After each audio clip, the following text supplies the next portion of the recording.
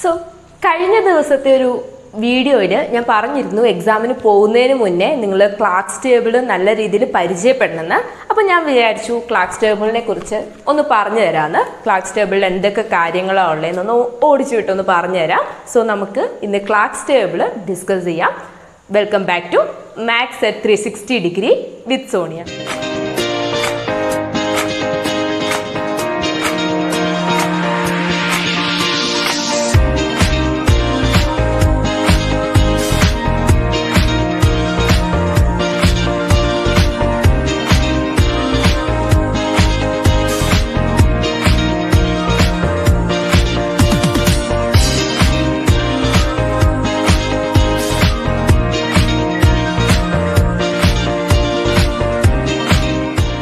So ഇതാണ് നിങ്ങളുടെ class table. അപ്പോൾ ഇതിൻ്റെ അകത്ത് കുറച്ച് ഡാറ്റാസ് ഉണ്ട്. അപ്പോൾ ഏറ്റവും ആദ്യം ഞാനൊരു കാര്യം പറയാം. ഈ ഒരു ക്ലാസ് ടേബിളിൽ ഇതിൻ്റെ അകത്തുള്ള പ്രിൻറ്റിങ്സ് അല്ലാണ്ട് വേറൊരു കാര്യവും എഴുതാൻ പാടില്ല. പെൻസിൽ കൊണ്ട് പോലും ഒന്നും എഴുതാൻ പാടില്ല, ഒന്നും സൂക്ഷിക്കാനും പാടില്ല. ഇതിപ്പോൾ നിങ്ങൾക്ക് എക്സാം ഹാളിൽ കയറ്റാമെന്ന് പറഞ്ഞിട്ട് നിങ്ങളുടെ പരിപാടികളൊക്കെ ഉണ്ടല്ലോ, അതൊന്നും ചെയ്യാൻ പാടില്ല. ഇതിൻ്റെ അകത്തൊന്നും കയറ്റാൻ പാടില്ല. കാരണം ഇതിൻ്റെ അകത്ത് എന്തെങ്കിലും ടീച്ചേഴ്സ് കണ്ടുപിടിച്ചിട്ടുണ്ടെങ്കിൽ പിന്നെ ഈ ഒരു വർഷം എന്നല്ല, ചിലപ്പോൾ നിങ്ങൾക്ക് കുറേ വർഷങ്ങൾക്ക് എക്സാം എഴുതാനൊന്നും പറ്റിയല്ല, ബാൻ ചെയ്യും. അപ്പം അങ്ങനെ ഒന്നും ഒരു സീനും ഉണ്ടാക്കരുത് കേട്ടോ. അപ്പോൾ നമുക്ക് ക്ലാസ് ടേബിളിൽ എന്തൊക്കെയാണ് ഉള്ളതെന്ന് നോക്കാം. മാത്സ്, ഫിസിക്സ്, കെമിസ്ട്രി, ഇങ്ങനെ 3 സബ്ജക്ട്സിലാണ് ക്ലാസ് ടേബിൾ നല്ലതായിട്ട് ഉപയോഗിക്കാൻ നമുക്ക് പറ്റുക. പിന്നെ എടുക്കാൻ മറന്നു പോകരുത് എക്സാമിന് പോകുമ്പോൾ. അപ്പോൾ സാധാരണ എക്സാമിന് പോകുമ്പോൾ എല്ലാ കുട്ടികളും, ഞാനടക്കം എപ്പോഴും മറന്നുകൊണ്ടിരുന്ന സാധനമാണ് കാൽക്കുലേറ്റർ അല്ലെങ്കിൽ ക്ലാസ് ടേബിൾ. സോ എക്സാമിൻ്റെ തലേ ദിവസം തന്നെ നിങ്ങളുടെ ബാഗിലേക്ക് നിങ്ങൾ ക്ലാസ് ടേബിളും കാൽക്കുലേറ്ററും എടുത്ത് വെച്ചോളൂ കേട്ടോ.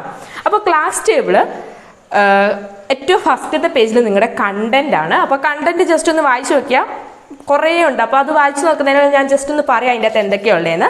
ആദ്യത്തെ ഒരു 30 സംതിങ് എത്ര പേജ് വരെയാണ് എൻ്റെ ക്ലാസ് ടേബിളിൽ 32ാമത്തെ പേജ് വരെ കുറച്ച് വാല്യൂസ് ആണ്. ഇങ്ങനെ ടേബിളിലായിട്ട് കുറച്ച് വാല്യൂസ് എഴുതിയിട്ടുണ്ട്.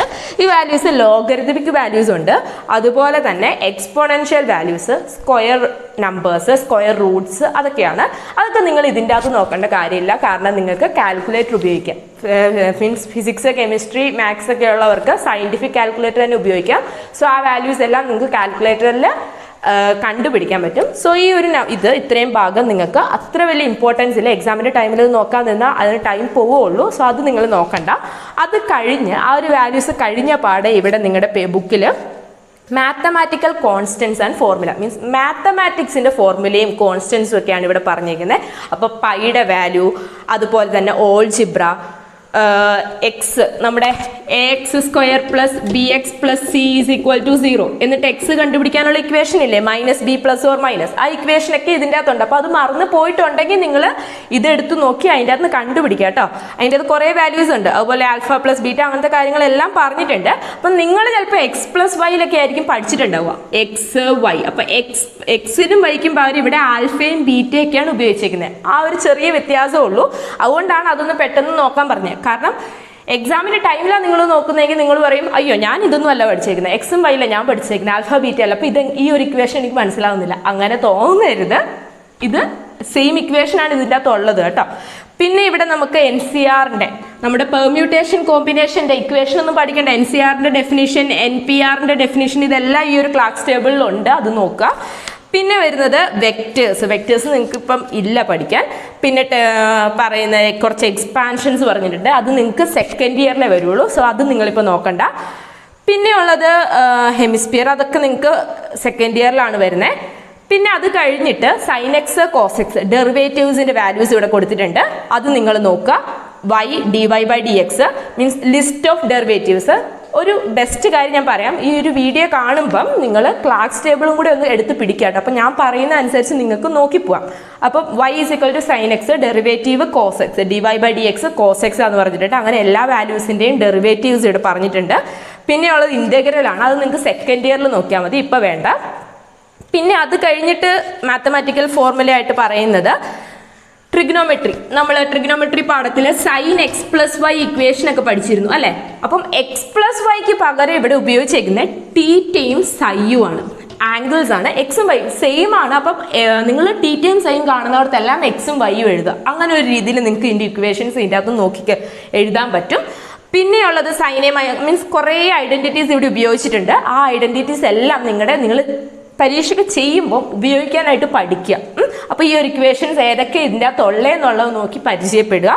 പിന്നെ വന്നിട്ട് ജിയോമെട്രി വരികയാണ്. ഹൈപ്പർബോള, എലിപ്സ് അതൊന്നും നിങ്ങൾക്ക് അത്ര വലിയ അത്യാവശ്യമില്ല ഇക്കൊല്ലത്തേന്. അപ്പോൾ മാത്തമാറ്റിക്കൽ ഫോർമുലാസ്, കോൺസ്റ്റൻസ് ഒക്കെ ഇതിൻ്റെ അകത്ത് ഇത്രയും ഇത് വരുന്നുണ്ട്. ഇനി അത് കഴിഞ്ഞിട്ട് പിന്നെ വരുന്നത് ഫിസിക്സിൻ്റെ സെക്ഷനാണ്. ഫിസിക്സിൻ്റെ നിങ്ങളുടെ ഒന്നാം പാഠം തന്നെ ഫുൾ SI യൂണിറ്റ്സ് ആണ് അല്ലേ. അപ്പോൾ SI യൂണിറ്റ്സ് ഒന്നും നിങ്ങൾ പഠിക്കേണ്ട കാര്യമില്ല. എന്ത് ചെയ്താൽ മതി, ഇത് SI യൂണിറ്റ്സ് എല്ലാം ഇവിടെ പറഞ്ഞിട്ടുണ്ട് ഏതൊക്കെ SI യൂണിറ്റ്സ് എന്ന്. ഈ ഒരു ക്ലാസ് ടേബിൾ 10ാം ക്ലാസ് വരെ നമുക്ക് ഉപയോഗിക്കാൻ പറ്റത്തില്ലായിരുന്നു. പക്ഷെ ഇക്കൊല്ലം ഉപയോഗിക്കാൻ പറ്റും. അത് നിങ്ങൾ മാക്സിമം യൂട്ടിലൈസ് ചെയ്യുക, നല്ല രീതിയിൽ യൂട്ടിലൈസ് ചെയ്യുക. ഞാൻ ആദ്യം പറഞ്ഞ പോലത്തെ പരിപാടികളൊന്നും ഒപ്പിക്കരുത് കേട്ടോ. പിന്നെ അത് കഴിഞ്ഞിട്ട് പിന്നെ വരുന്നത് SI യൂണിറ്റ്സ് വരുന്നുണ്ട്. മീറ്റർ, കിലോഗ്രാം അങ്ങനെ എക്സ്പ്ലെയിൻ ചെയ്തിട്ട് അവർ പറഞ്ഞിട്ടുണ്ട്. CGS സിസ്റ്റം ഇതെല്ലാം നിങ്ങളുടെ ഫസ്റ്റ് ചാപ്റ്ററിൽ പഠിക്കാനുള്ളതാണ്. യൂണിറ്റിന് മീൻസ് ഫിസിക്സിൻ്റെ ഓരോന്നിൻ്റെ യൂണിറ്റ് അവർ പറഞ്ഞിട്ടുണ്ട്. അങ്ങനത്തെ കുറേ കാര്യങ്ങൾ. പിന്നെ ഫോഴ്സിൻ്റെ, ചാർജിൻ്റെ ഇക്വേഷൻസ് എല്ലാം പറഞ്ഞിട്ടുണ്ട്. അപ്പോൾ നിങ്ങൾക്ക് ആവശ്യമുള്ള ഇതിൻ്റെ ഇക്വേഷൻസ് ഇതിൻ്റെ അകത്ത് ഉണ്ടോ എന്ന് നോക്കുക. ഫിസിക്സിലുള്ളത് അതുപോലെ derived units, potential difference, resistance, അങ്ങനെ കുറേ കാര്യങ്ങൾ, കൂളംസ് ലോ അങ്ങനത്തെ കാര്യങ്ങളെല്ലാം ഇവിടെ പറയുന്നുണ്ട്. അതെല്ലാം ഒന്ന് നോക്കുക നിങ്ങൾ അതിൻ്റെ എന്തൊക്കെയാണ് വരുന്നതെന്നുള്ളത്. അങ്ങനെ കുറച്ചധികം ലോസും കുറച്ചധികം ഡെഫിനേഷൻസും ഫിസിക്സിൻ്റെ സെക്ഷനിൽ വരുന്നുണ്ട്.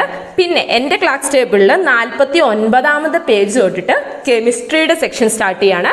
കെമിസ്ട്രിയിൽ നിങ്ങൾക്ക് വരുന്നത് അവഗാഡ്രോ കോൺസ്റ്റൻറ്റ്, അതുപോലെ തന്നെ ഡിഗ്രി സെൽഷ്യസ്, ഡിഗ്രി ഫാരൻഹീറ്റ്, അതിൻ്റെ വാല്യൂസ് എല്ലാം അവിടെ ഉണ്ട്. അത് നിങ്ങൾ നോക്കുക. പിന്നെ ലീനിയർ എക്സ്പാൻസിവിറ്റി, പ്ലാങ്ക്സ് റേഡിയേഷൻ ലോ, അങ്ങനെ കുറച്ച് കാര്യങ്ങളുണ്ട്. എല്ലാ ലോയും ഉണ്ടെന്നല്ല കേട്ടോ, ചെറിയ അത് നിങ്ങൾ കണ്ടുപിടിക്കണം. അതിൻ്റെ അകത്ത് ഏതൊക്കെ നിങ്ങൾക്ക് ആവശ്യമാണ്, യൂസ്ഫുൾ ആണ് എന്നുള്ള കാര്യം നിങ്ങൾ കണ്ടുപിടിക്കണം. പിന്നെ അതിൻ്റെ അകത്ത് ഡെഫിനേഷൻസ്.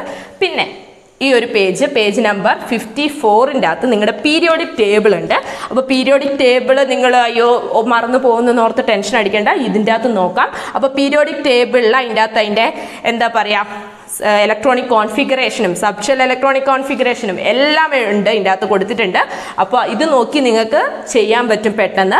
പിന്നെ അത് കഴിഞ്ഞിട്ട് ഓരോ എലമെൻസിൻ്റെയും ആറ്റോമിക് നമ്പർ, ആറ്റോമിക് വെയിറ്റ് അങ്ങനെ പറഞ്ഞ് ഒരു വലിയ ടേബിൾ തന്നെ ഇവിടെ ഉണ്ട്. ആ ടേബിളിൽ നോക്കി നിങ്ങൾക്ക് ഏത് എലമെൻറ്റിൻ്റെ ആണോ വേണ്ടത്, ക്വസ്റ്റ്യനിൽ ഏത് എലമെൻറ്റിൻ്റെ ആണോ വേണ്ടത് അത് കണ്ടുപിടിക്കാൻ പറ്റും.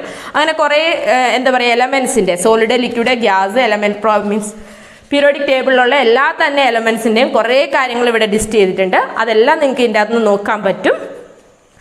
പിന്നെ വരുന്നത് acoustic data means acoustic data, astronomical data അങ്ങനത്തെ കാര്യങ്ങളൊക്കെ വരുന്നുണ്ട്. ആസ്ട്രോണമിക്കൽ നിങ്ങളുടെ ഫിസിക്സിൻ്റെ പാഠത്തിൽ ഗ്രാവിറ്റി എന്ന് പറഞ്ഞ പാഠമില്ലേ, അതിൻ്റെ അകത്ത് കുറച്ച് യൂസ്ഫുൾ ആയിരിക്കും. റേഡിയസ് അങ്ങനത്തെ കാര്യങ്ങളെല്ലാം പറയുന്നുണ്ട്. Radius of earth, radius of moon അങ്ങനത്തെ കാര്യങ്ങളെല്ലാം ഇതിൻ്റെ അകത്ത് പറയുന്നുണ്ട്. പിന്നെ വന്നിട്ട് എനർജിയുടെ യൂണിറ്റ്സ്, ഐൻസ്റ്റീൻസ് ഇക്വേഷൻ ഉണ്ട്, E=mc², പ്ലാങ്ക്സ് ഇക്വേഷൻ ഉണ്ട്, E=h/μ, Boltzmann equation E=kT. 81th page കേട്ടോ. ആ 3 ഇക്വേഷൻസ് ഇതിൻ്റെ അത് പറയുന്നുണ്ട്. പിന്നെ റേഡിയോ ആക്ടിവിറ്റി എന്താണെന്നുള്ള കാര്യം പറയുന്നുണ്ട്. പിന്നെ കുറച്ച് ബോയിലിംഗ് പോയിന്റ്, മെൽറ്റിംഗ് പോയിന്റ്, അതൊന്നും നിങ്ങൾക്ക് അത്ര വലിയ ആവശ്യമില്ല എന്ന് എനിക്ക് തോന്നുന്നു ഇക്കൊല്ലം. പിന്നെ ഐസോട്ടോപ്സിൻ്റെ ടേബിൾ കൊടുത്തിട്ടുണ്ട്. അതും നിങ്ങൾക്ക് അത്ര വലിയ ഇമ്പോർട്ടൻസ് ഇല്ല +1 ഫിസിക്സ് കെമിസ്ട്രിയിലേക്ക്. പിന്നെ നിങ്ങൾക്ക് ഏറ്റവും ഇമ്പോർട്ടൻസ് വരുന്നത് എവിടെയാണെന്ന് ചോദിച്ചു കഴിഞ്ഞാൽ ഏറ്റവും ലാസ്റ്റത്തെ പേജാണ്. ക്ലാസ് ടേബിളിൻ്റെ ഏറ്റവും ലാസ്റ്റത്തെ പേജ്. ഇതാ ഇവിടെ വരച്ചൊക്കെ ഇട്ടിട്ടുണ്ട്. അങ്ങനെ വരച്ചിടരുത്, കാരണം ഇപ്പം ഞാനിത് പരീക്ഷയ്ക്കൊന്നും യൂസ് ചെയ്യുന്നില്ലല്ലോ, അതുകൊണ്ടാണ് കേട്ടോ. അപ്പം ഇങ്ങനെ ഒരു വര പോലും ഉണ്ടാകാൻ പാടില്ല. അപ്പം ഇത്രയും കാര്യങ്ങൾ പ്രിപ്പയർ ചെയ്ത് പോയി ഇതിൻ്റെ അകത്ത് ഇത്രയും കാര്യങ്ങളുണ്ട് എന്ന് പഠിച്ചിട്ട് പോയിട്ട് നിങ്ങൾ എന്തെങ്കിലും അതിൻ്റെ ഇടയ്ക്ക് കയറ്റി വെച്ച് കഴിഞ്ഞാൽ അല്ലെങ്കിൽ എന്തെങ്കിലും എഴുതിയിട്ട് എക്സാം ഹോളിൽ ഇത് കയറ്റാൻ പറ്റിയിട്ടില്ലെങ്കിൽ ടീച്ചർ കണ്ടുപിടിച്ച സീനാണ്. പിന്നെ നിങ്ങൾക്ക് എക്സാമിന് ഒന്നും നോക്കാൻ പറ്റില്ല. സോ അങ്ങനത്തെ പരിപാടികളൊന്നും ചെയ്യാണ്ട് നല്ല അടിപൊളിയായിട്ട് നല്ല പെർഫെക്റ്റ് ആയിട്ട് ഈ ഒരു ക്ലാസ് ടേബിൾ പരീക്ഷാ ഹോളിൽ കയറ്റുക കേട്ടോ. അപ്പം ഇവിടെ ഏറ്റവും ലാസ്റ്റത്തെ പേജിൽ കുറച്ച് ഫണ്ടമെൻ്റൽ കോൺസ്റ്റൻസിനെ കുറിച്ചാണ് പറഞ്ഞിരിക്കുന്നത്. Means speed of light in vacuum, correct value ഒന്നും നിങ്ങൾ കാണാതെ ഒന്നും ഓർത്ത് വെക്കണ്ട, ഈ ഒരു ബുക്കിൽ നോക്കിയിട്ട് ആ വാല്യൂസ് നിങ്ങൾക്ക് എഴുതാം. പിന്നെ permeability of free space, elementary charge, proton rest mass, electron charge mass ratio, ഇങ്ങനത്തെ കാര്യങ്ങളെല്ലാം ഇവിടെ പറയുന്നുണ്ട്. അപ്പോൾ കോൺസ്റ്റൻസ്, അവഗാഡ്രോ കോൺസ്റ്റൻറ്റിൻ്റെ വാല്യൂ എല്ലാം ഇവിടെ പറയുന്നുണ്ട്. സോ ഇത്രയും കാര്യങ്ങളാണ് ഈ ഒരു ക്ലാസ് ടേബിളിലുള്ളത്. ക്ലാസ് ടേബിൾ നല്ല രീതിയിൽ മനസ്സിലായെന്ന് എനിക്ക് തോന്നുന്നു. ഇനി എന്തെങ്കിലും ഡൗട്ട്സ് ഉണ്ടെങ്കിൽ നിങ്ങൾ കമൻറ്റ് ബോക്സിൽ അറിയിക്കുക.